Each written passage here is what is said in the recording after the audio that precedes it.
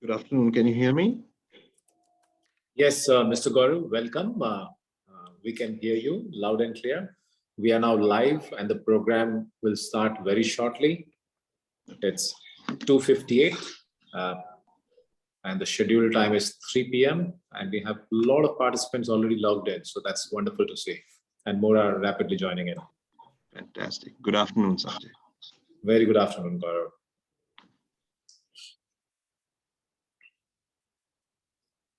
A very warm welcome to everybody who has joined in on time.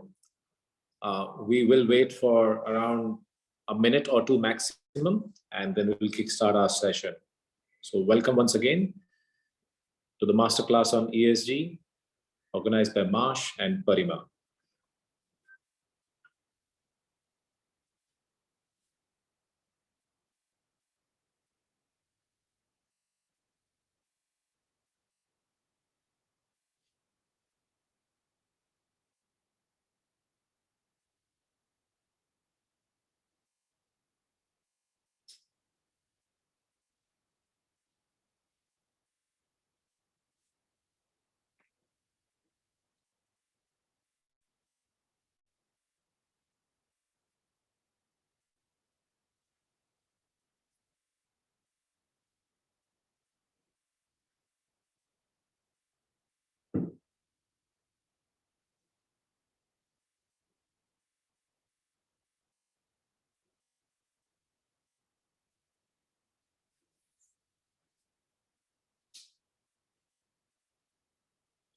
A very warm welcome to the Masterclass on ESG by Marsh and PARIMA. It's 3 p.m. and we have close to 85 people already logged in, and I know many more will join in next couple of minutes. We will start our program on time in next 30 seconds. We'll just wait for a few more seconds because we rapidly see the number of people logging in going up.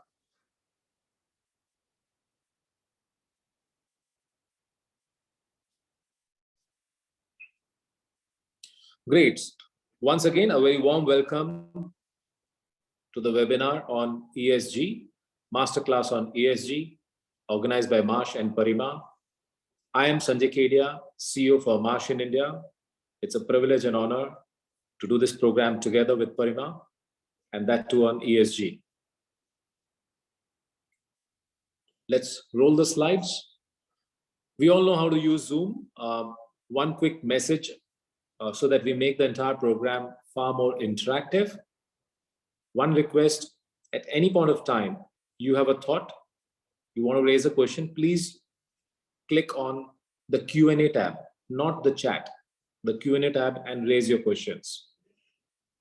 Second, if you want to participate in terms of coming live on the video, we will very much try.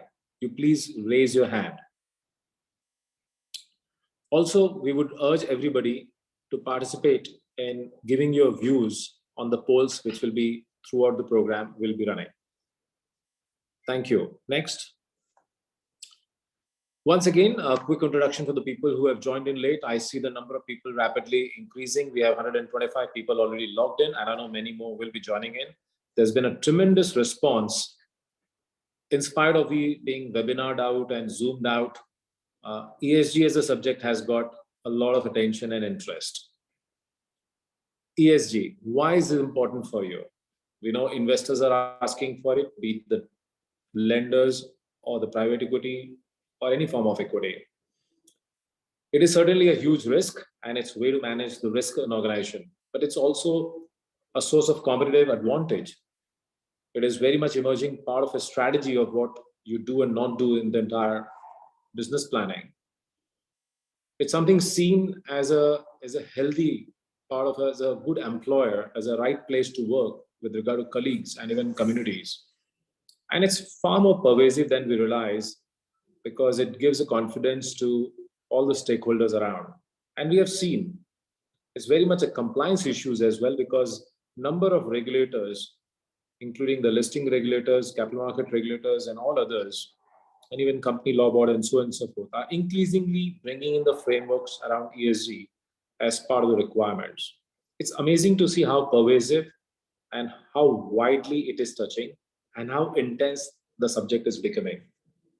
If I was to go a little philosophical, I would say all organizations exist to add value in the ecosystem in which we operate. And it is doing the right thing. It is being aligned with good, aligned with nature. It is far more pervasive and far more relevant. So, good. I'm sure we will touch upon some of the interesting subjects today. We have a very interesting panel of speakers, which I will very quickly introduce. Next.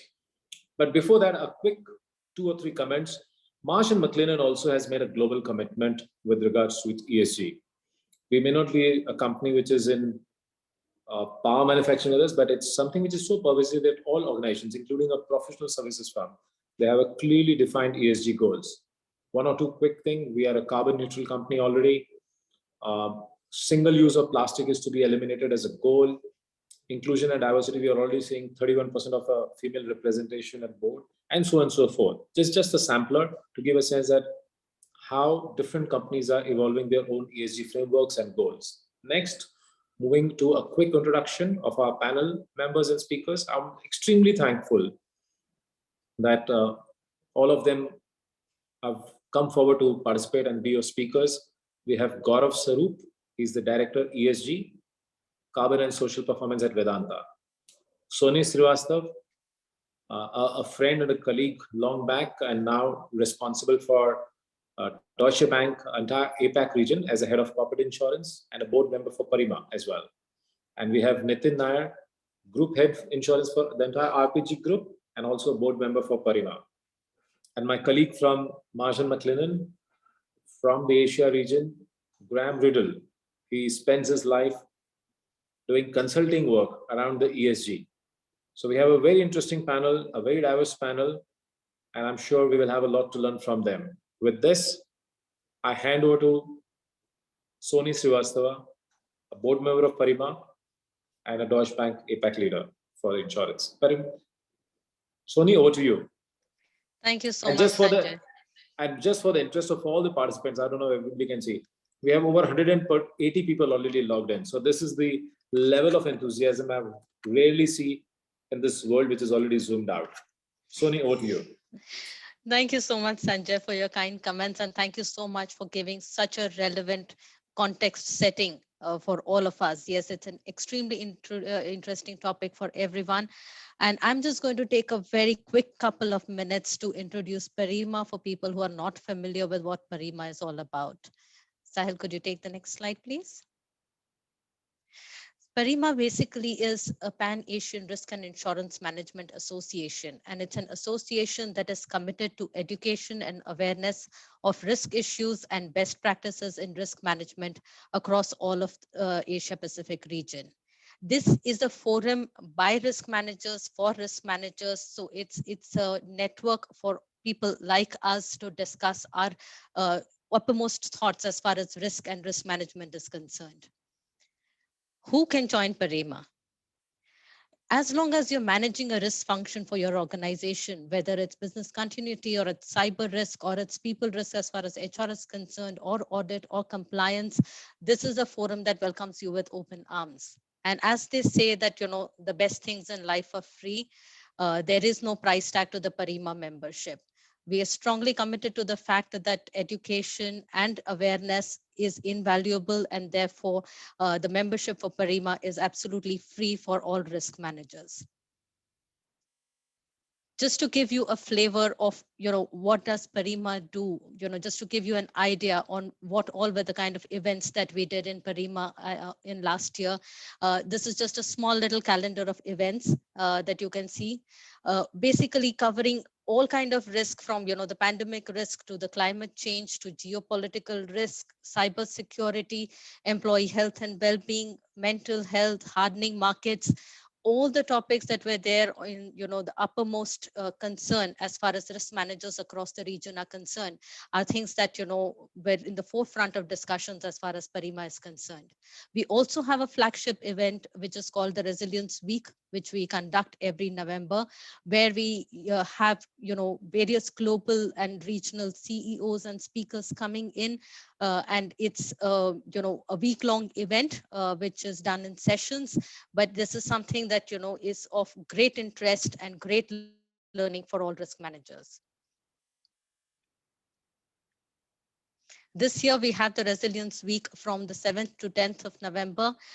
Among all the sessions, there are also going to be country-focused sessions, and there is going to be a one-day in-person event, after so many years of pandemic and not being able to meet up. Everybody's pretty much looking forward to a one-day in-person conference in Singapore. These are a couple of initiatives that we are looking at new this year, and something that we are relaunching. We are doing a mentorship program for upcoming budding risk managers, and also risk managers who want to sort of, increase their network, talk to other, be a part of the Vibrant Risk Managers Network. We are running a mentorship program. There is also a certification course that PARIMA runs along with ANZIF, and you can find more information on our website. And I'm very excited now to talk to you about the Marsh and PARIMA collaboration. Marsh is, one of an ardent supporters of PARIMA. David Jacobs in the region, Sanjay Kedia in India, both are industry leaders and great supporters of PARIMA, including the, all the extended Marsh teams who are very, very supportive of this. We have done various webinars, conferences, also a lot of knowledge leadership with Marsh, but I'm extremely excited about the collaboration that we have on ESG specifically with Marsh, where we're going to talk about, this is the first introductory session that we have, which we are doing this for India. But there's also going to be the next session that's going to come up in September, which is going to be an Asia event, which we are going to conduct after taking a lot of feedback from this particular session and from the client survey. And finally, there is going to be in our flagship event, which is the Resilience Week, there is going to be a launch of a thought leadership white paper around ESG, which is going to be a culmination of a lot of global research and collaboration and client feedback on various events as well, including survey results. So this is going to be an exciting journey on ESG that PARIMA and Marsh are working together on.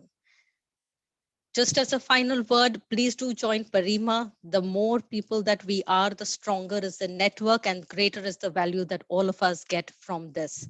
So thank you very much. I now hand this over to Graham to take this forward.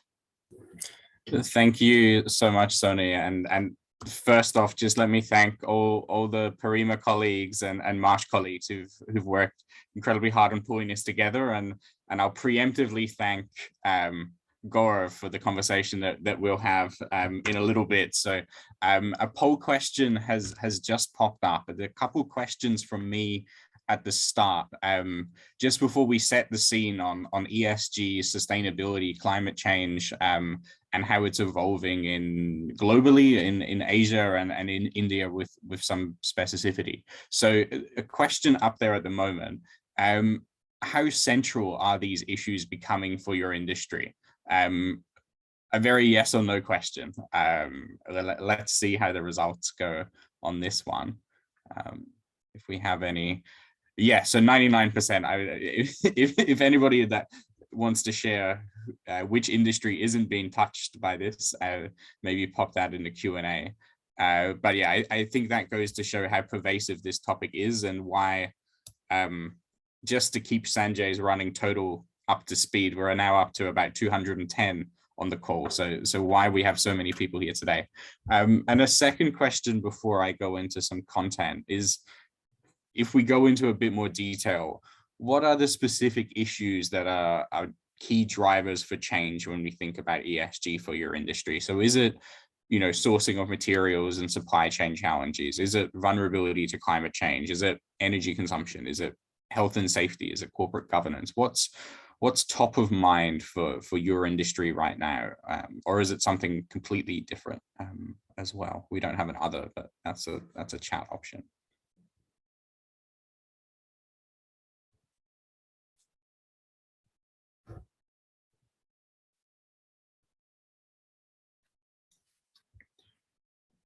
Can we get the results for this one as well? I'm always interested in this one. Quite an even spread. there. So about 50% for all of them. Nothing is jumping out significantly. Employee health and safety is a big one. I think mental health is an emerging topic that hasn't really been tackled a lot in Asia as it should have been. And COVID has really kind of exacerbated a lot of challenges there. So interesting to see that so high. And then the climate and the governance and the supply chain all kind of sitting quite equally there. So thank you for sharing that to begin with. If we go into the next slide, I'm briefly going to just lay out some of the core concepts. Just always like to make sure we're using the same language before we dive into some more interesting conversations with Gaurav. But when we think of sustainability, it's really to me around that overarching framework or ambition, the intent to reduce our impacts, to balance trade-offs between people and planet, and how we navigate that. And what that resulted in was the Sustainable Development Goals, a globally agreed set of 17 goals, which are incredibly challenging to get to, but the agenda for 2030 is to get there. And the SDGs provide us, a really holistic view on everything to do with sustainability, and a common blueprint to kind of move towards that as an ambition. And I use that word ambition because sustainability is an ambition. It's not an endpoint. It's a continual journey and a striving towards navigating some of these challenges. The reason why it's also, I think, relevant for corporates when we're speaking like this, I know obviously all the nation states have signed up to Sustainable Development Goals, but at a corporate level, what we're seeing is entities align their roadmaps, align their sustainability ambitions with the SDGs, and using them as a kind of North Star as to what's important. And Sanjay shared at the beginning the 6 SDGs that Marsh McLennan have selected as its core focus areas. And I think that shows how many companies are kind of looking to show that they're supporting global efforts in terms of sustainability. And if we move on to the next slide, sustainability is all about these trade-offs. And, we have this balance between people, planet, prosperity, and governance and good kind of corporate purpose. And this is the balance that organizations need to navigate. It can't just be planet without prosperity. It can't be planet, not people. So navigating these tensions and trade-offs is critical for organizations. And I think when you're thinking around sustainability, we often hop to carbon emissions. It's top of mind, and I agree that's a critical element. And the biggest challenge, arguably in the world today is decarbonization. But navigating the trade-offs as we go towards decarbonization and reducing our carbon emissions in a way that's just and equitable is what's going to prove that we're actually being a sustainable company and delivering on the whole host of the 17 Sustainable Development Goals, not just the one on number 13 on climate action. We go on to the next. Thanks.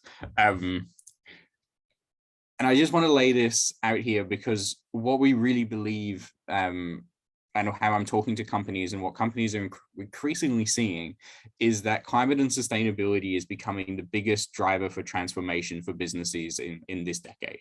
If we go back, we've gone through total quality management, business process, digital transformation, and now when we look kind of 2020s onwards, meeting the climate and sustainability challenge, meeting the climate agenda is going to be the biggest kind of transformational lever for companies in the next 10 to 20 years as companies arrange themselves around Agenda 2030 for SDGs, the Paris Agreement, etc. And it's really moved into corporate mainstream where companies have shifted from a very traditional shareholder value maximization of profits being the core purpose of an organization, to sustainability being around stakeholders and how we engage in a multi-stakeholder ecosystem. And we now have, the CEO of Goldman Sachs going, sustainability is our business, not just something that sits on the side. And that's shifted a long time, or shifted quite quickly relatively since the, Friedman 1970s of, the one social responsibility of a business is to increase profits. We've shifted a long way from that. And I think that's only going to rapidly increase over the next decade. So reflecting now on where you might be feeling some of these pressures from, another question, because it's more interesting finding out your views than listening to me. Where are you feeling some of the pressure? You already identified some of the issues that are top of mind, but which are the stakeholders, when we think of that multi-stakeholder ecosystem that companies operate in, where are you feeling some of the pressure today to act on climate and sustainability?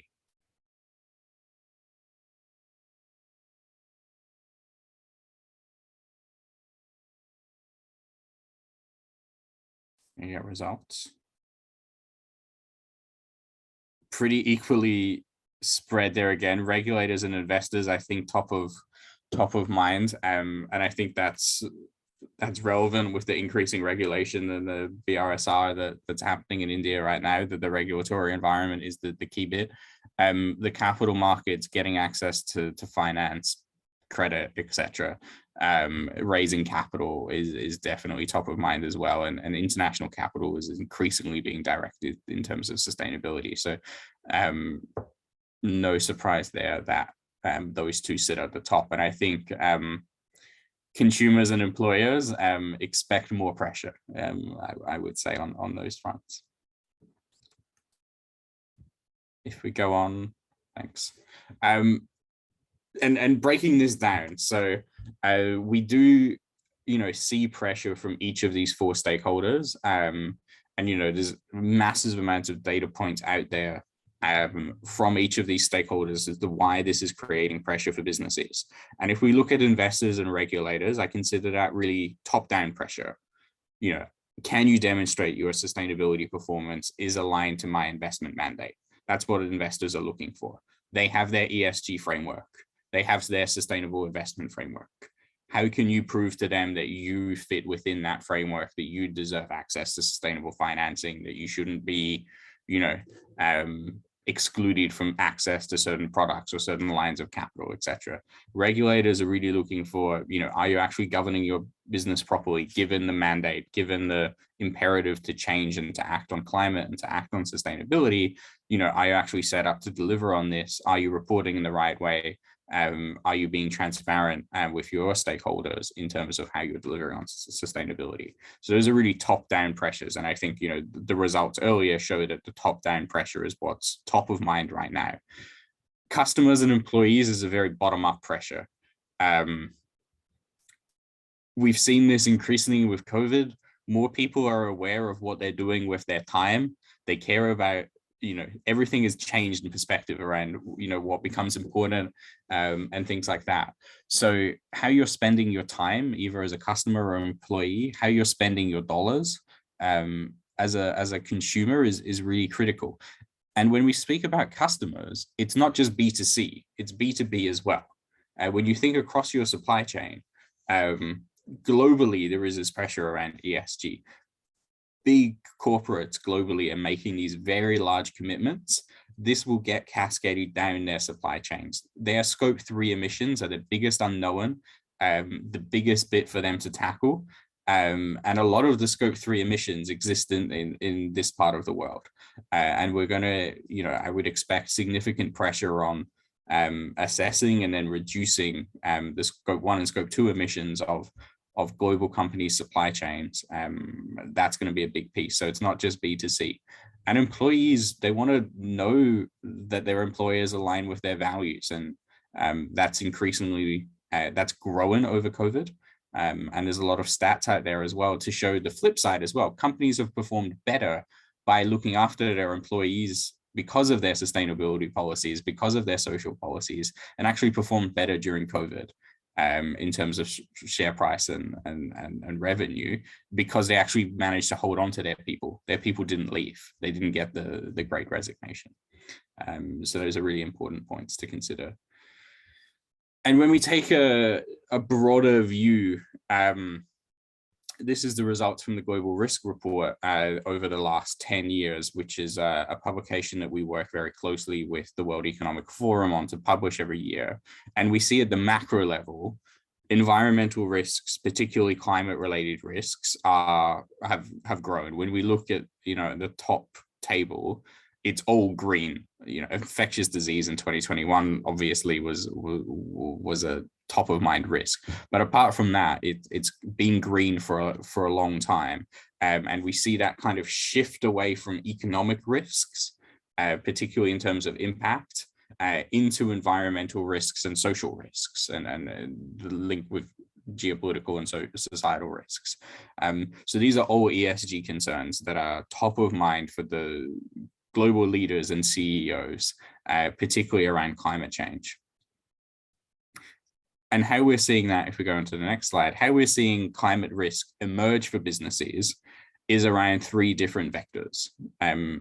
So we have physical risk, which is all the risks that happen as our world gets warmer, increasing extreme weather, decreasing water availability, the acute and the chronic risks that emerge to our supply chains, to our assets, to our people, that impact on our ability to service our clients. Those are all the physical risks, and that's a top of mind concern when we think about climate change. The other end of the spectrum is transition risk. Oh, sorry, can we go back? The other end of the spectrum is transition risk.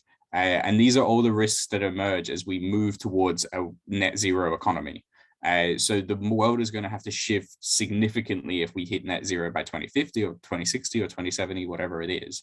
But there's going to be a huge change in markets, the direction of capital, the availability of capital, which all create risks for business in terms of, do the investments that I made that I expect to pay off over the next 20 years actually pay off? Or am I left with stranded assets?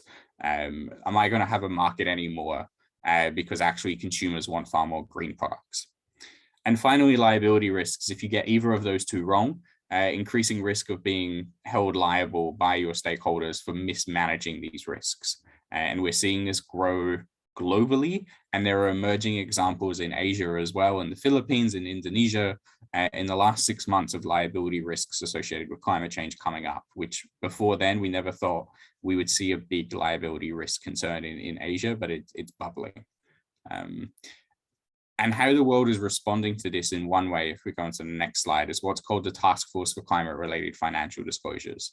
And this is something to look out for and to start considering in your risk management strategies. This is a framework to understand how a company is managing risks in relation to climate change and acting on it. So it's got 4 key pillars: governance, strategy, risk management, metrics and targets, and 11 key disclosure areas, which companies are at the moment voluntarily disclosing against.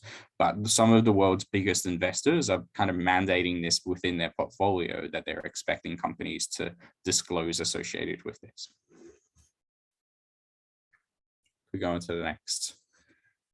And now looking a little bit more in specifics in India, how familiar does the audience feel in terms of the regulations in India?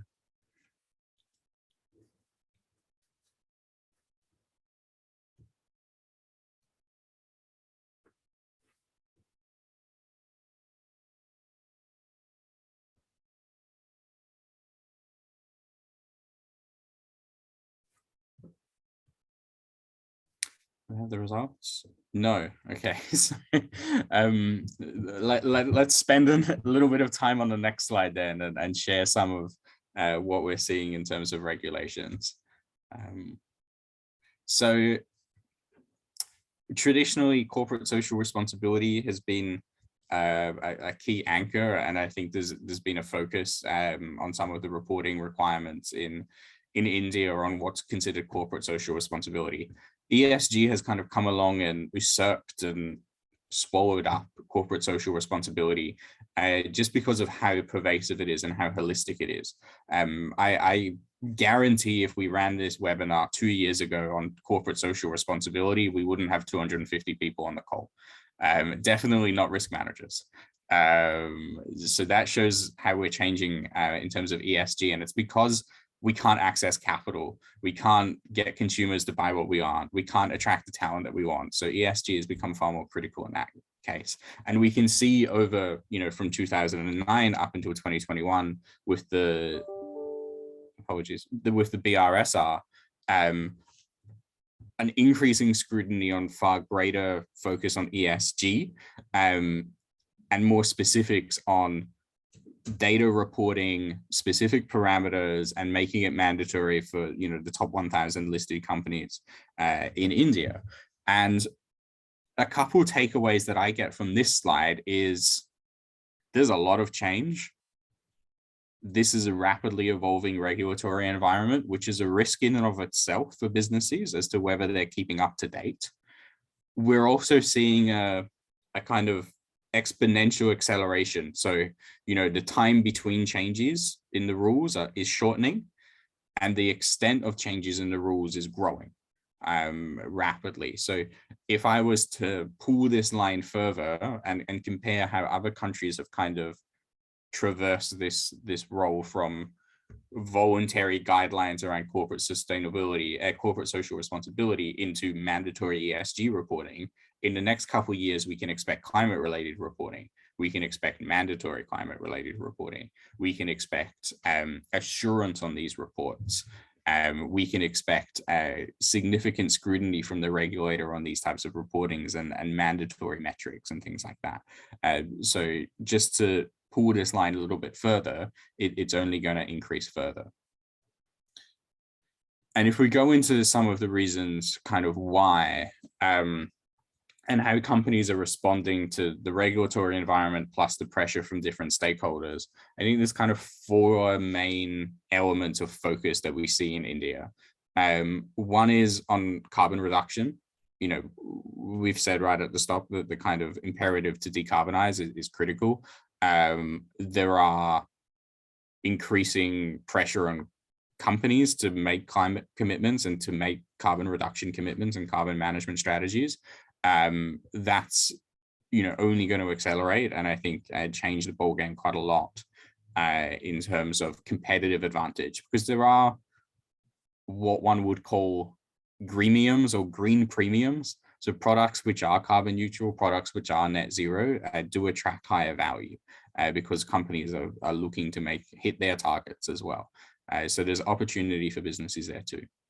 There's a large focus on disclosure and ESG ratings. I think a lot of companies in India, driven by that regulatory timeline that we laid out, are focused on disclosure and subsequently focused on third-party ratings as well. So getting ratings from the MSCIs, the S&Ps, etc., which unlocks capital, which can unlock capital, and is a trusted source of information for investors.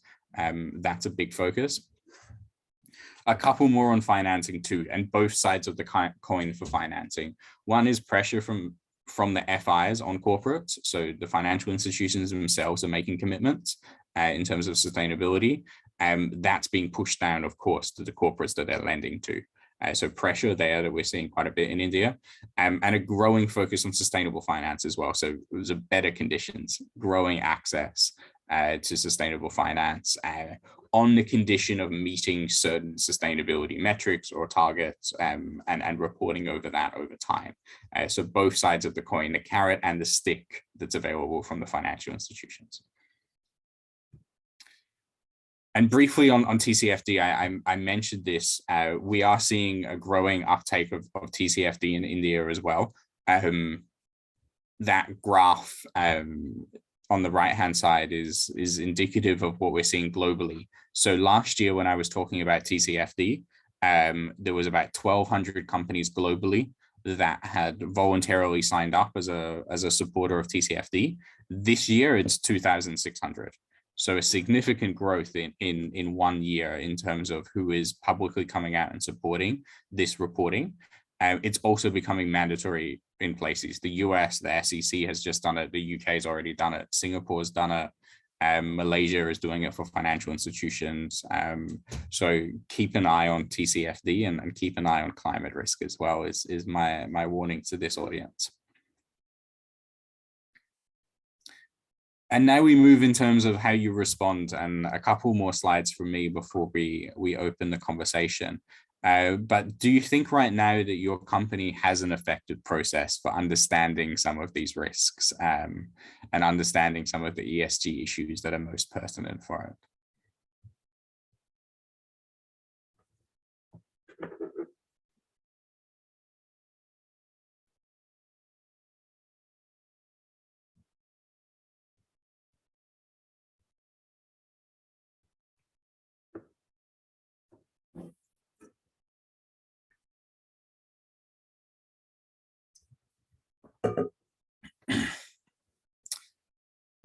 All right, that's good. That's positive. That's better than most, I would say. So between very effective and effective, we think we are on ESG.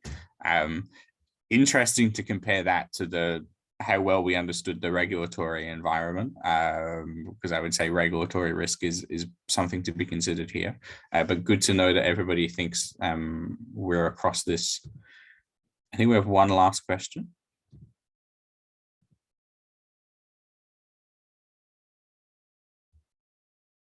And have you assessed your resiliency and preparedness to this? So not just identifying some of the issues, but have you really tested out how you would respond to some of these risks and how prepared you are?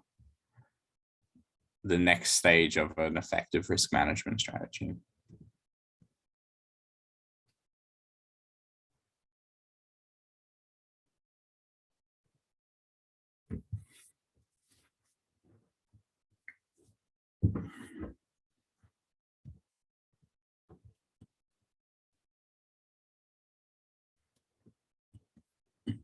So a bit more in progress there, but happening. And I think that's probably what I would say is true across the region as well, is some work in progress, some work to do as well, but some leading lights there too. So I want to close just with a couple more slides on, maybe a call to action. So a lot of what I've said is, can be quite abstract, can be quite far away from risk management, the day-to-day. So where do you even start when we talk about ESG? So understanding where you are on the journey, questioning how do you identify, quantify these types of risks? How do you, once you've identified those risks, how do you become more sustainable? How do you build resilience to them? And then finally, how do you actually communicate that with your stakeholders? So these are some of the questions that I think often come up that when we're speaking with clients, of understanding where they are on this journey. And something that is available for all of our clients and everybody on this call that we want to highlight on the next slide is an ESG risk rating, which has been developed by Marsh to help our clients understand where they are right now in terms of ESG and where they might have any potential gaps. So it's a free toolkit that you can answer a range of questions that are split between 18 different categories. I showed you the 17 sustainable development goals at the beginning. So split across 18 different categories, from climate change to biodiversity to supply chain. And gives you a score out of 10 for each of these categories, as well as an industry weighted score for E, S, and G and ESG and overarching. So it can let you identify where you have gaps. It can help you, communicate to your stakeholders, including your insurers, what you're doing to act on ESG, and we'll build that into our engagement with the insurers if you like. But I think more importantly is it gives you really valuable information internally and can start building the business case for where you want to be and where you want to go and how do you shift the needle in terms of ESG, in terms of your business. It's really important to understand where you're starting from. Just on the next slide is a couple more details. So this is what it looks like in the end, which would be sent to you. It's a free, as I said, it's a free scorecard, and it gives you these scores for the 18 different categories. that is based on an industry weighting. And all the questions come from international standards and frameworks. So it can begin a beginning of your journey towards getting a third-party rating. This is a way to start. And just finally, leave you with some comfort before we go into the conversation. So it can be really complicated, but we also try to break it down, particularly with our risk management colleagues and partners who we work with all the time, in terms of what your role is in terms of ESG, in terms of the organization. It can be just, six steps. So understanding where you are, screening what you're doing well, what you could do to improve, going through a formal process of integrating ESG into your risk management strategies, into your ERM, building up your risk register, then doing the scenario modeling, understanding, quantifying the impacts of some of these risks to your business so you can build the business case for action. That's all about understanding what makes a difference to you as a business. What are the material risks? Then it's about taking action. So reporting, doing your disclosures, building in resilience into your strategies, working on adaptation, figuring out where the risks exist in your supply chain and mitigating those risks in terms of how you do your normal business. And then finally, risk transfer and financing. So how do you get this built into your insurance structures? How do you need to use parametrics to deal with this? How can you get access to investment and particular types of capital to finance some of your solutions? So those are 6 key steps that I think risk managers have a core role in. And I think that's all from me. Yeah, thank you, Graham. I think it's such a insightful, with what you could share, and especially bringing in the globally how we see ESG and how India is also meeting up what they are on ESG.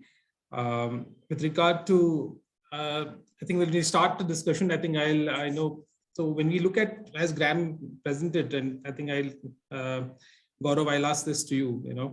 When we look at Graham's presentation, touched upon the wide scope of ESG for an organization, how, according to you, should companies plan their approach towards it?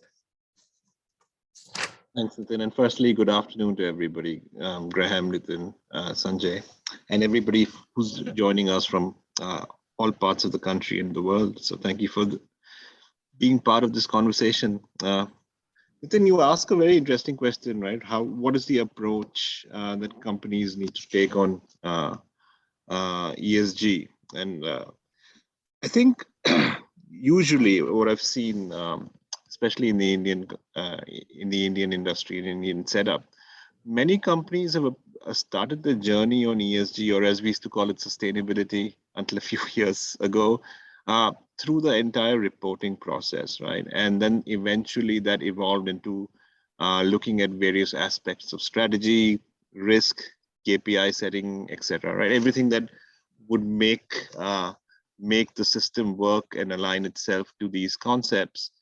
And we essentially it became a topic that was handed over to either the sustainability or the ESG department of a company, and it remained there for a very, very long time. But what I would suggest, and this has been our experience driving ESG transformation at Vedanta, and we can talk a little bit about that as well.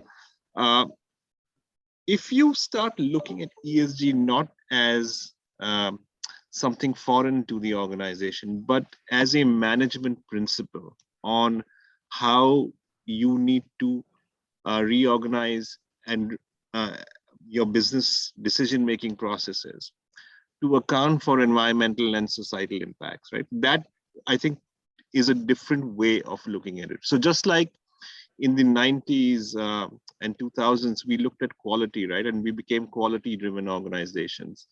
Quality was essentially a management principle to drive improved production and delivery. ESG is something similar, right? It teaches you as an organization to look at these externalities that we've traditionally not accounted for in our accounting frameworks or our engineering studies, and ask the question that, is climate change going to impact me? And if so, how? Is a changing societal demography going to impact my business? Are conditions as they change around my plant from, from being a rural economy to a semi-urban area to an urban area, how does that impact my business? And what does that start to look like 5, 10, 15, 20 years down the road, right? So that approach and mindset starts to engage different levels of the organization beyond just your ESG and sustainability teams. And I think that's how I would recommend those organizations who are starting out on the journey to begin with. And even for those of us who've been on this journey for many, many years, it's something that we continuously try to drive through our management teams. I do want to mention, we're actually currently undergoing this entire transformation process journey within the Vedanta system, and it's for the first time in the last decade or so we've seen active engagement from all of different functions, right? Whether it's HR or finance or risk. For the first time, they're asking, what's their stake in this entire story, and then how do you contribute? So, short answer to a very interesting question, but we can delve more as we progress. Yeah, thanks, Gaurav. So Gaurav, how we look at it from, that ESG is becoming an interesting topic, and I think that calls in why we have more than 230 people still on the session, and I think, do you consider ESG as an emerging risk for an opportunity, emerging a risk or an opportunity, and how do you think that it impacting the industry at large if you actually look at it?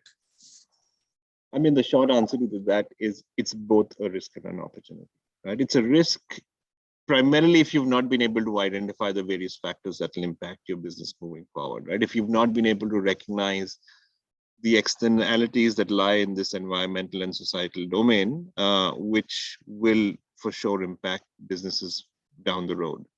And I mean, we keep going back to these traditional examples of climate change and water, because these are, climate change has so many multidimensional impacts, whether it's impact on people, impact on resource availability, impact from changing regulations, everything that Graham mentioned in his presentation, that unless you're able to identify which of those are relevant to your business and then start to quantify them and do the scenario planning and modeling for the various outcomes that might happen, it will be a risk. And increasingly, external other stakeholders like investors or regulators are actually evaluating companies on how well you understand these risks. So on multiple dimensions, these are risk factors.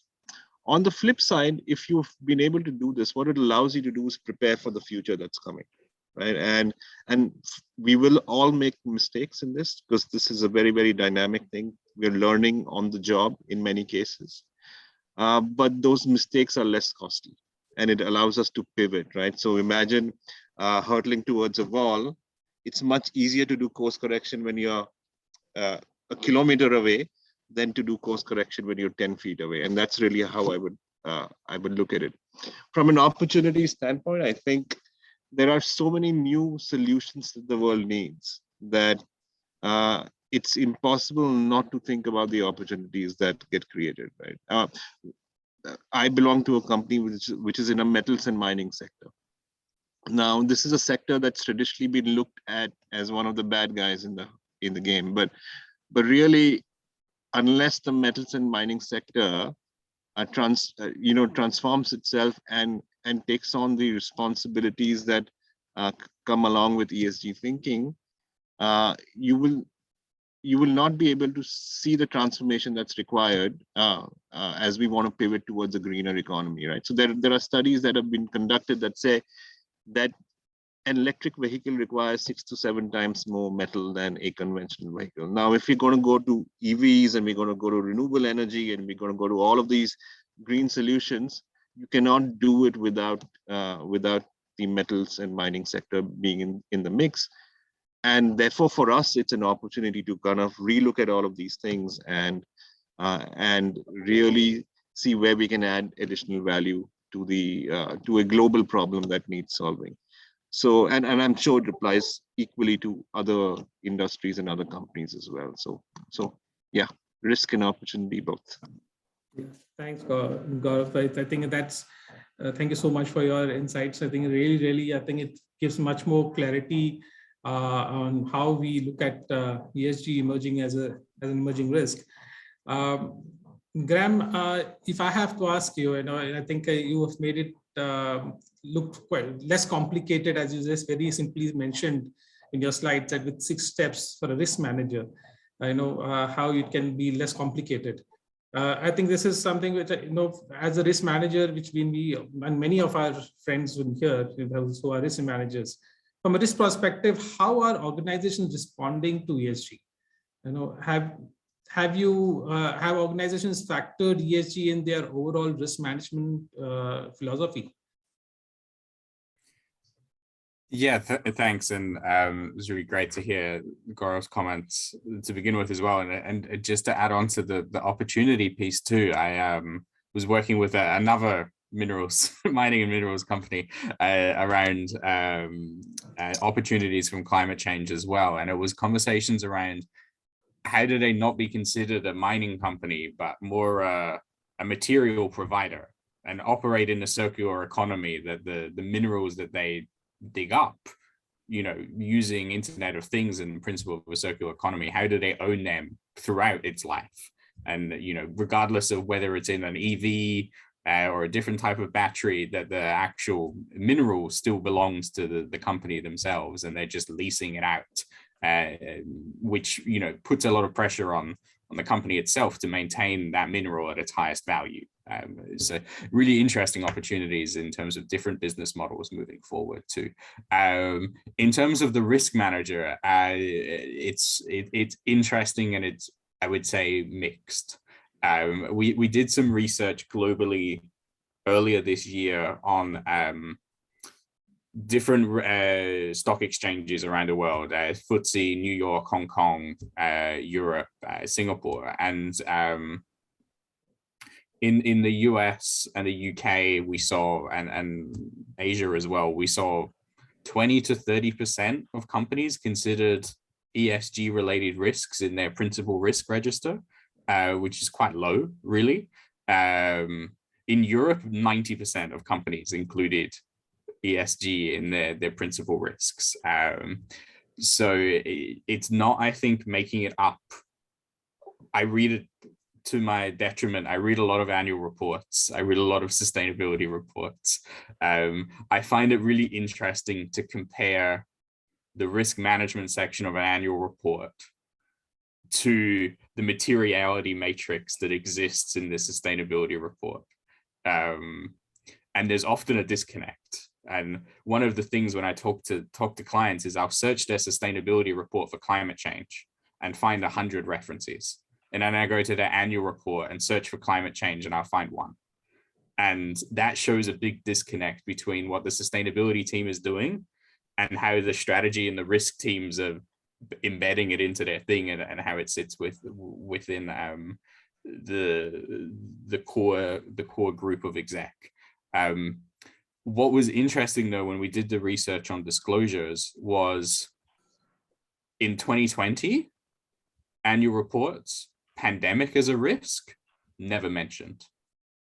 In 2021 annual reports, pandemic as a principal risk, very, very high.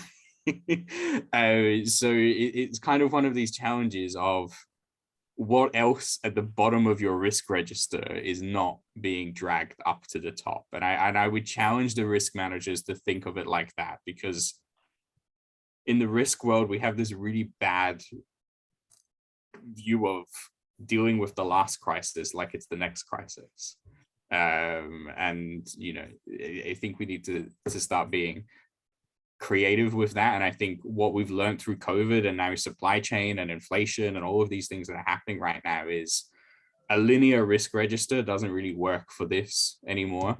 We need to be a bit more flexible in how we look at risks and how risks can intersect and compound. And I was speaking to a CFO recently, and we were doing climate risk, the scenario modeling for climate risk. And the CFO went, like, why are you talking to me? I'm a manufacturing company. I have massive supply chain problems. I have huge problems with inflation. Like, why are you taking up 4 hours of my exco to be talking to me about this? He maybe said it a bit more politely, but that was definitely the intent behind the question. And we've also done some risk research on what's happening with the supply chain crisis, that manufacturing components are now between 20 and 40% more expensive in the last 6 months. Just because of the supply chain. You cannot get a component that is manufactured in Russia and Ukraine, which a large amount of components are. If you suffer a loss in Asia, you will not be able to get that component. It's incredibly more expensive. The places where we operate in this part of the world are massively NatCat exposed, and the NatCats are becoming more frequent and more intense. So if we're getting more flood events and the cost of components is now 40% higher, are our risk managers aware of that? Are we updating our valuations? Are we building this into our risk management strategies? So these things will compound and intersect. And I think we need to be aware of that. So mixed, I would say, to your question on how well organizations have factored this into risk. It's actually true. I mean, I was couple of things. Firstly, Graham, thank you for reading our sustainability reports. We love an audience for that. But the point that you're making is very, very true, because even when you look at ESG related risks, right? A lot of times, we were having a conversation about one of our physical assets this week, and it was to do with expansion related work. When we asked what are the risks that you've considered, especially rainfall events, etc., what we heard was that, oh yeah, we've looked at what the last 30 years of rainfall patterns look like, and based on that, we've taken the most aggressive design scenario for what we want to do. Clearly, we're not looking at the next 30 or the next 50 years, right? And that's a shift that needs to happen in design thinking. And it's also a question that risk managers need to start asking their colleagues and their teams, because the next 30, when it comes to things like climate change, is going to look radically different, right? We're seeing 100-year events happening every 3 years. So that's a very different world we are entering. And yeah, I actually align with your thought that what you see on the materiality matrix in the sustainability report should be reflected in the annual report. We try to do that, but every year we are learning to make this more granular and more precise. But it's something that we're learning. Mm-hmm. I've shown the materiality matrix of a client to the client's risk and insurance team, and they've gone, "That's really interesting. Did you do that?" I'm like, "No, this is in yours. This is what your annual reporting says is the most important issues to your business." Oh, okay. So disconnects exist, definitely. So Grab, thank you for actually sharing those personal experiences. In fact, and thank you, Gaurav. I think it adds so much of value by sharing those personal experiences what you have. It came across during the entire topic of ESG. I have if I have to ask Gaurav, since you have been there in this, especially in India, when we look at it, anything that we do today is either we have to keep in mind the audit or the compliance, and it has always be there behind our mind. So in terms of compliance, if I have to ask, to ESG and sustainability, where, according to you, is the largest pressure coming from in organizations? Is it from investors, regulators, or customers or employees for that matter? I think firstly, when we use the word compliance, a lot of times we confuse it with regulation, right? When we enter the world of ESG, I think we're always talking beyond regulation. And certainly, if you look at all of the global frameworks designed for ESG, if you look at the conversations that investors have, etc., they're looking at global standards, which often try to rise above the different regulatory scenarios that might exist in country A or country B, right? So ESG compliance essentially is compliance beyond regulation in many cases, the local regulation in many cases. For companies such as ours, I'm seeing a lot of push coming from investors. Obviously, investors realize that unless these risks are managed, they will see an impact on the returns on investment, right? That they put into companies, and so no doubt that it's something that is on top of mind for them, and as a result, it becomes top of mind for our boards and our management teams.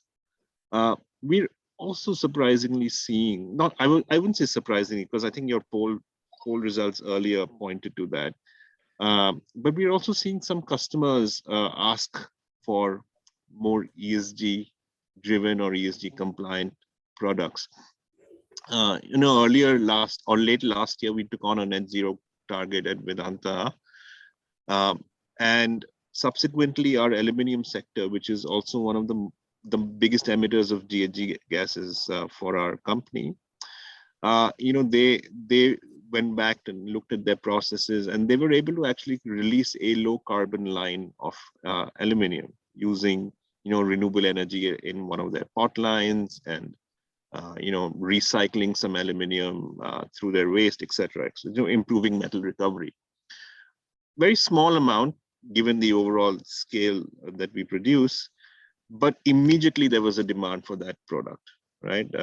It was launched under the brand name Restora, and almost on the day that they made the announcement, they had inquiries on how can we get it? Can you give me more details? So clearly, as other companies, downstream companies said this, car companies, electronic companies, as they set their own net zero commitments, they're going to be looking back to basic material suppliers to see where they can find alignment in their supply chain. On regulation, again, I think Graham has mentioned that there's a lot of regulation around transparency and reporting, but we're also seeing regulation emerge in climate change, right? So for example, India is talking about a domestic carbon trading scheme, which might end up merging your existing RECs and PAT scheme and all of that, and more like the EU ETS program. So there's all of that happening. Anybody who's trading into Europe knows that there is the CBAM program where they will account for your GHG emissions.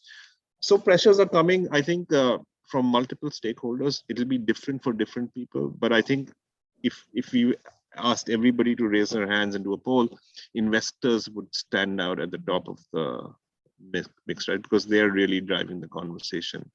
And I think that's why ESG has become such a big thing in the last 2 years. True. In fact, Graham, you touched upon in your slides about climate change and how it is impacting the most.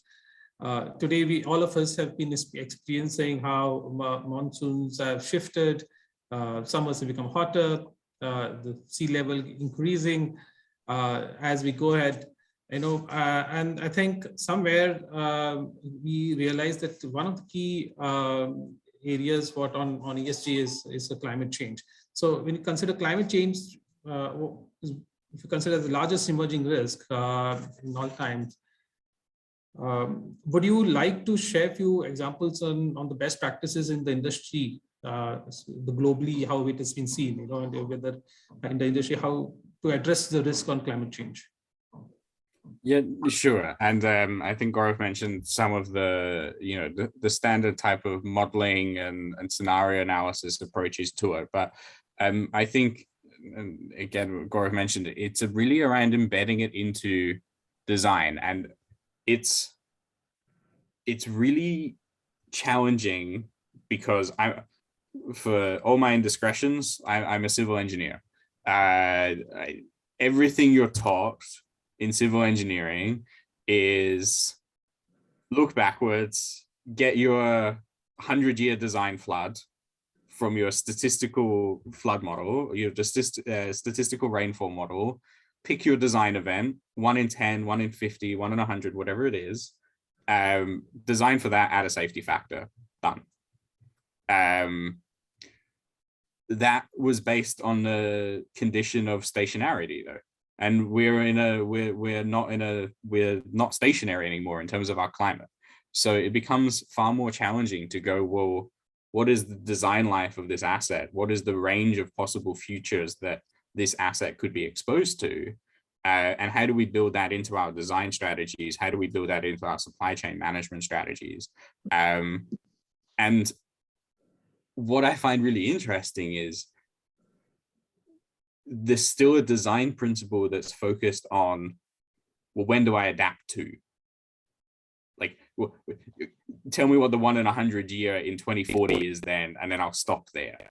And climate is really hard to predict. The extremes are changing a lot, and adaptation is a continual cycle. So it's actually around, thinking around how we design flexible structures, robust assets, which can be scaled up, scaled down as appropriate, and changing how we invest in things like that in that context. So if we build a flood defense, can we build it that it can be made higher if required? And how does that change how we have to deal with our foundations? Or are we just picking a line in the sand and drawing it and just hoping for the best? Because we don't think it'll get any worse. So that's one thing, and it's about flipping the design conversations on their head a little bit and going, well, actually stuff is changing now, and how do we adapt for that?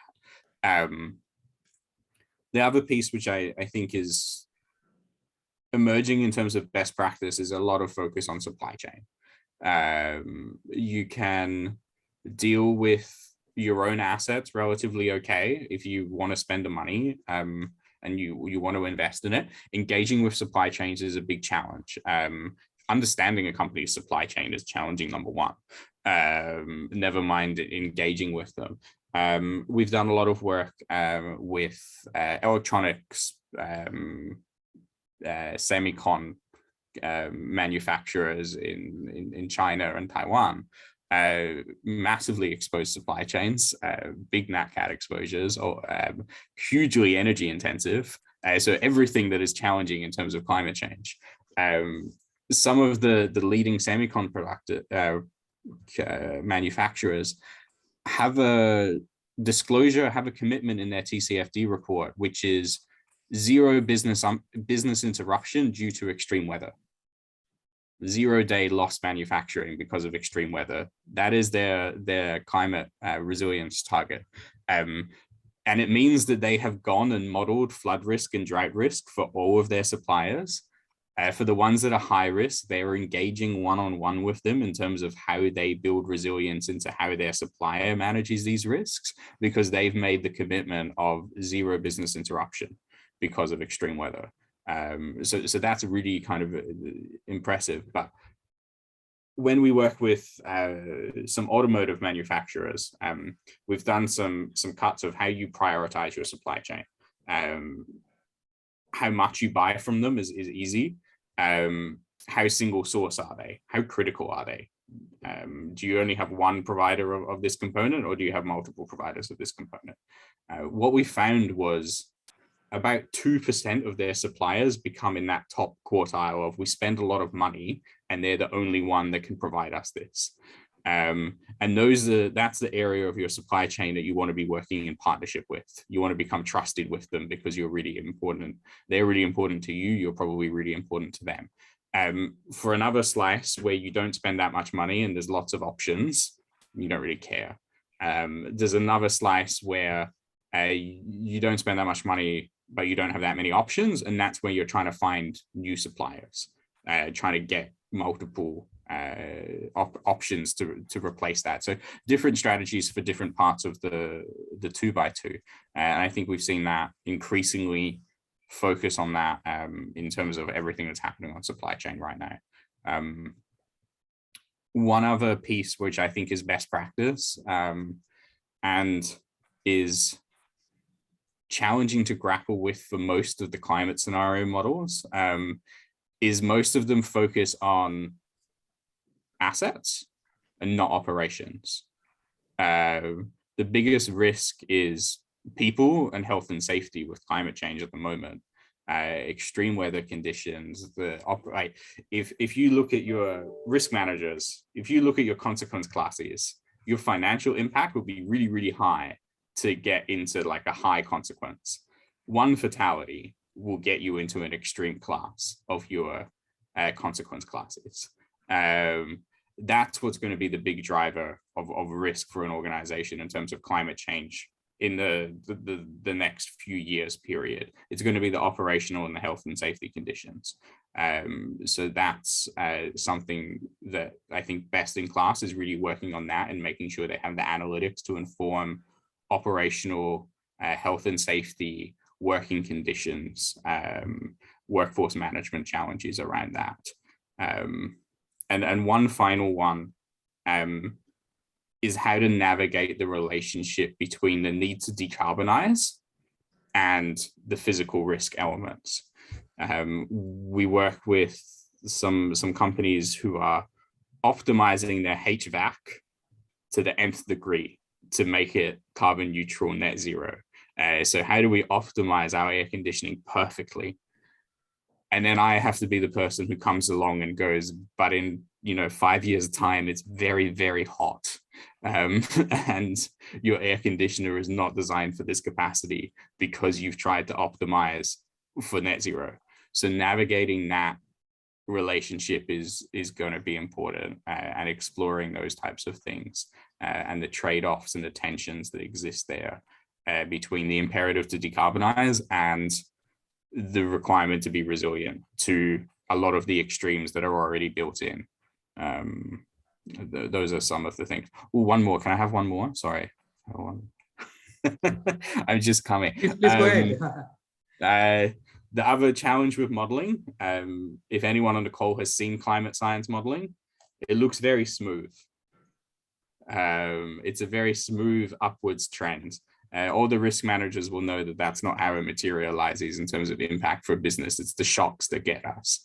And companies who are experimenting on what those extremes could be, building some scenarios around what those extremes could be, building the playbooks for that are doing quite well on that space. The ones who believe the nice smooth curve is going to be trickier. I'll add to that though, Graham. The other challenge is that a lot of times if you read these risk reports, it's so academic that it doesn't make sense to a business manager, right? So what my temperature goes from medium risk to high risk. I mean, what does that mean? And what am I supposed to do with it? So that's the other area I would add where there's a challenge. Absolutely. Yes. In fact, Graham, I think, and Gaurav, what I can summarize from the whole thing is that it's the quality of data, what matters end of the day. And whether it is a transparency or clarity of the purpose or the data that we are looking at. It's so important for the future of, on the ESG intelligence, if you look at it. Gaurav, how do you think organizations are incorporating these aspects in fulfilling ESG data gaps? Look, we've been doing this for more than 13 years, right? We produce a sustainability report, we produce an integrated report, a TCFD report. So there's a lot of reporting, and no reporting can happen without good data. And certainly when people look at Vedanta's performance, whether to evaluate us for ESG risks or rating agencies look at us, they're looking at how this data transforms over a period of time, right? So what's the performance been? So good data is good, but I would say that for many companies, especially, I mean, we face this challenge a lot. good data comes in fits and starts, right? When you take a large complex organization, take the 120 metrics that ESG asks you to quantify. So whether it's GHG emissions or waste or productive hours for employees or number of hours of training, all of those data points exist, but getting the consistency in, getting the data managers to start looking at this information critically, consolidating these numbers becomes a huge challenge. And I don't think we've effectively solved this, right? So I would say, even though you have assured reports that every company puts out, give or take a factor of plus minus 5% to the quality of data, because we simply have not built systems and design systems to collect this information from the get-go. Now, of course, technology is helping us solve that problem. So you have many solutions in the market that help you consolidate, collect, consolidate and analyze this information. And I mean, that's really the future where this goes. The other thing that we're starting to see, especially in terms of the digitalization of such technology, is capturing data at source or at the time an event occurs, right? So that eliminates human error. It eliminates churn in the organization. So you might have a data owner who's really good. Next year, she or he leaves the organization. Suddenly you have a vacuum for that information. So technology really comes in and fills those gaps and allows for the same level of reporting that you see in financial reporting. And that's really where the aspiration is. And ultimately, once whether you achieve that level of accuracy or not, it's being able to link that information to some sort of monetary relationship, right? So what is the cost or impact of increasing my GHG emissions by 10 million tons? How does that financially impact me? Does it change other things in my performance? Those are the things that really will help further embed this ESG thinking into how companies decide on what to do. Thanks, Gaurav. I think before we take the questions coming from participants, one last question, Graham. When we look at it, I think we spoke about how risk managers will see about it, how the world is looking at it, what's the, but ultimately what comes in is how does insurance market respond, has been responding to evolving this risk landscape of ESG. I think, do you foresee any challenges for companies for these climate change or ESG risks that matter? Definitely. Short answer. Do we want short answers now? Definitely. So ESG issues are being built into underwriting models. You might not know that, but they are.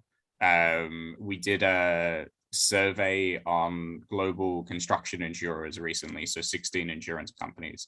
11 of them said their underwriting models included ESG. Most of them were focused on negative issues, so screening. It was split 50-50 between whether the ESG credentials were being applied uniformly. So, the insurers are working through this themselves as well. The biggest point that I would see on the climate change thing is obviously access to capacity for fossil fuels. That capacity is decreasing. It's decreasing quickly globally at the insurer and critically at the reinsurance level. So that's something to navigate.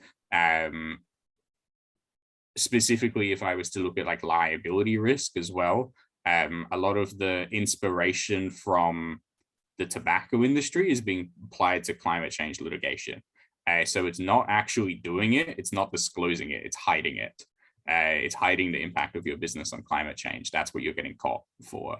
That's what the inspiration from the tobacco lawsuits is coming from.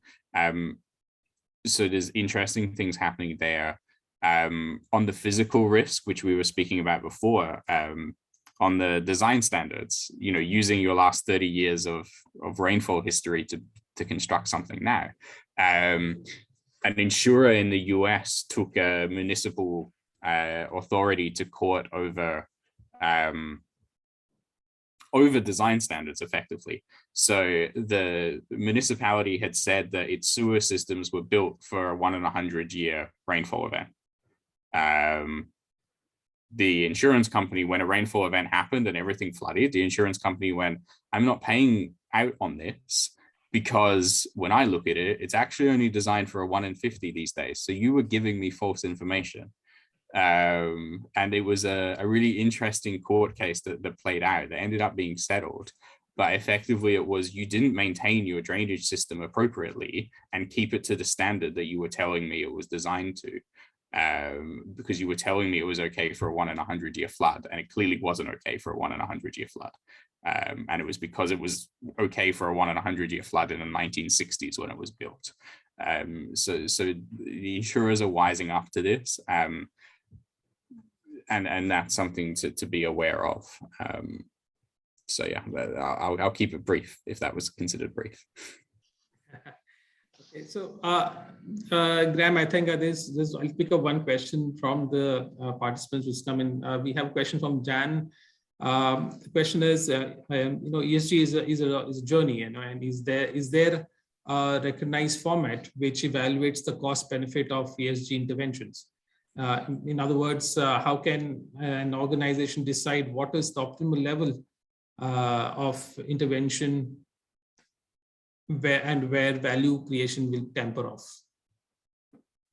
Yeah, and Gaurav can probably hop in here as well. It's really hard because ESG isn't one thing. And I think that the tricky bit, there's cost benefits for every micro intervention that you could come up with, obviously. You can do, how does this carbon emission strategy offset against how much I'll pay for carbon offsets versus I can sell this, more renewably produced aluminium for a higher cost. And, you can play around with those trade-offs as you go and come up with a cost benefit and, put future costs of carbon into that. You can do the same on health and safety. You can do the same on all of the particular interventions. At a macro level, it's incredibly challenging. I would say there are big studies on ESG performance and returns. There's studies that show those benefits of higher ESG performance results in higher returns. There's lots of competing research there. A study that I reference is about 60% of 1,000 papers that were written on this issue showed that there was a positive relationship. So at that level, it can be seen. But it's really around, I think part of, and Gaurav started off with this, part of the conversation around ESG also requires a little shift away from very basic cost benefit assessment of initiatives. It's more complex. It's about building the impact on the environment, on societal goals into your decision-making view overall, not trying to stitch everything into a cost benefit assessment and then seeing where that happens, because you'll have more fun playing around with discount rates than you will on anything else. Thanks, Graham. I think there's a very interesting question here, which is in fact quite simple. I think Gaurav, it's to you, and the question is, can you please suggest some course on ESG which risk managers should attend? I think this is becoming a very hot topic nowadays for risk managers, and we should start a course, right? Yes. PARIMA. I think there are many courses. I can't personally name any one at the moment, right? But I know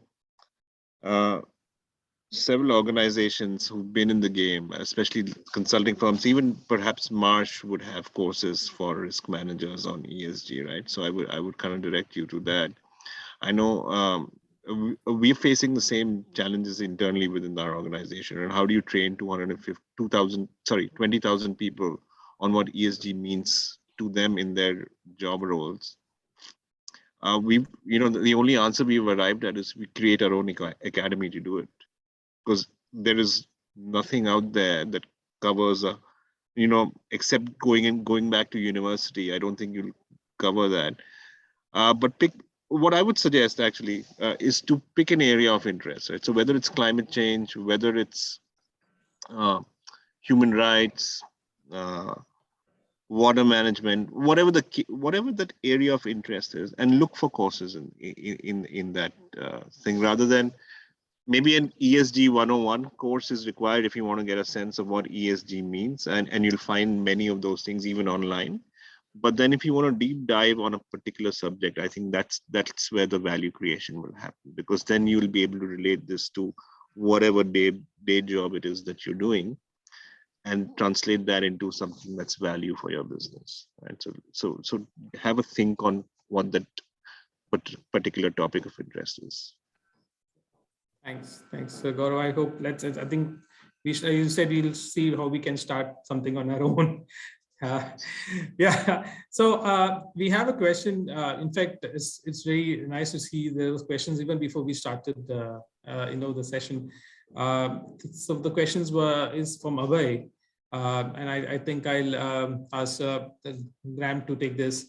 How do we quantify the advantages for following strong ESG process and prove its value in monetary terms?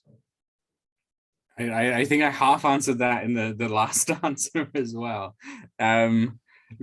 There are a range of short-term monetary benefits that exist on taking ESG issues. We've talked about them already. Access to sustainable finance, potential better underwriting conditions on your insurance, lower costs. We were talking about carbon markets and emissions trading schemes, etc. All of these are initiatives designed to try to apply a financial carrot to taking these issues, or create a stick to them. I would also challenge to think beyond the couple percentage benefits or half a percentage benefits or basis points that might happen, and really understand, well, what are some of the systemic challenges to the business if I don't act? What do I lose out to? Do I lose market access? Do I lose consumers? Do I lose access to capital? When we start speaking in those terms, it can frame the conversation a little bit differently, and I think that's important. So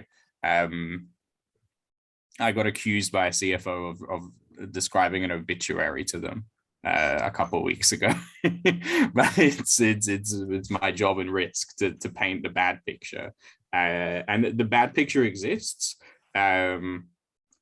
Acting on it, though, I think creates massive market changing opportunities. I was speaking about circular economy in the minerals industry. We're working with a client recently on we did a climate risk and opportunity strategy with our colleagues in Oliver Wyman. So they actually, as a business, were minimally exposed to climate risk, but huge opportunities because of they're a manufacturing company. If they could capitalize on the shift in market that needs to happen to hit net zero in the aviation sector for them, the dollars on offer were incredible. So I would say, scare your management with what could go wrong, excite them with the big opportunities, and you'll stop having conversations around the 0.1% basis point change that you'll get in sustainable finance a lot more. Great. Thanks, Ram. And there's a question, I think this is from Praveena, and I think I'll ask Gaurav to take this because it's more related to India. What are the environmental protection laws in India and their implementation status? It's a very, very broad question. There are many environmental protection laws. I think the Indian regulatory framework itself is very, very robust, right? Primarily, the laws can be broken down into laws to maintain air quality, laws to maintain water quality, right? Large sections of the law determine that. And in India, there's a consultation process before you begin any process, before you begin any industrial project called the environmental impact assessment, and it tries to judge your impact in these two areas, in addition to impacts on local biodiversity, and there are some laws around that. Your impacts on societies, especially if you're dealing with indigenous or people or tribal communities, right? So there are laws in India that kind of cover the environmental impacts, but also some of the social impacts that a project will have. All of those kind of combine to give you the what we call in the Indian context the consent to establish, and then subsequently a consent to operate. So it's a fairly complex subject and lots of laws in place, maybe too many to discuss in 30 seconds. But some of them align with the ESG agenda that we've been talking about. Some of them are yet to be developed, right? So for example, India right now does not have any law saying that CO2 is a pollutant, or regulating the amount of CO2 that any company.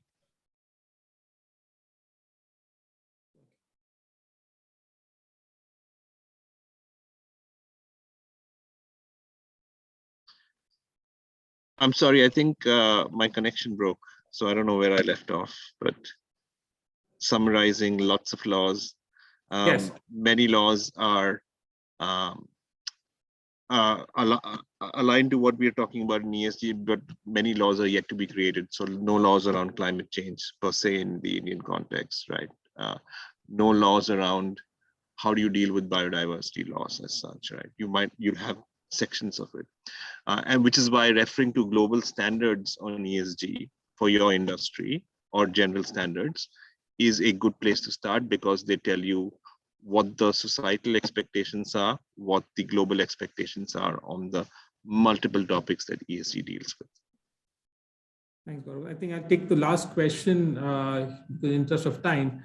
Gaurav, this is related to our previous more of questions. Is that what are the KPIs in G? There is governance framework, and can you share any good case studies relating to Indian industry sector with focus on G? So I mean, there's a lot. So first of all, we think about G in terms of how do you what are the governance mechanisms that will allow you to implement a good E and a good S, right? So let's look at it, look at G in that manner. Now, how does governance allow you to do that? Fundamentally, is your board asking the right questions, especially from a long-term perspective? So training of your boards is one.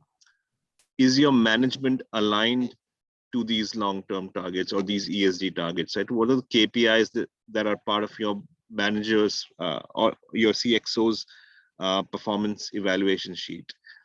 Is another one that is routinely looked at from a governance perspective, right? And then there are other governance issues or aspects around transparency and reporting, around the kind of inclusion and diversity programs, which kind of overlaps with some elements in S. But how do you make your organization more inclusive to get more points of view? And so all of these things become standard practice when you talk about G. Lots. I mean, I don't have a specific example, but if I look at just our mining sector, which is where I'll probably pull an example out from, whether it's a Rio or a BHP or an Anglo or a Vedanta, target setting, getting the an ESG board committee in place, making sure that you have the right KPIs are some things that are routinely followed by large organizations. Great. Thanks. Thank you so much, Gaurav. And Graham, I think we can keep talking on this topic, and it's just that you have kept this session not very long, but we're sure we'll come back again on the similar topic, and to have much more clarity on how the ESG is emerging in India and across the globe, and how we come together and get the right policies for that, which can design and customize to handle ESG risk. So with this, I think we can come to the end of the session. Thank you to Marsh, who has been really supportive in getting all this together, and Gaurav and Graham, you've been really great to have you on board, and we look forward to hear you in coming future. Yeah. Thank you, Nitin, and I think I really enjoyed it. It was a good conversation. Hope others on the call enjoyed the discussion, and I agree with you. We could continue for another 2 hours, and I think we'd still not exhaust the list of topics. Yes, completely agree. Thanks, Nitin, and thanks everybody who organized this, and Gaurav, always good to chat. Likewise. Thank you everyone, and thank you all the participants for being patiently on the session. Thank you.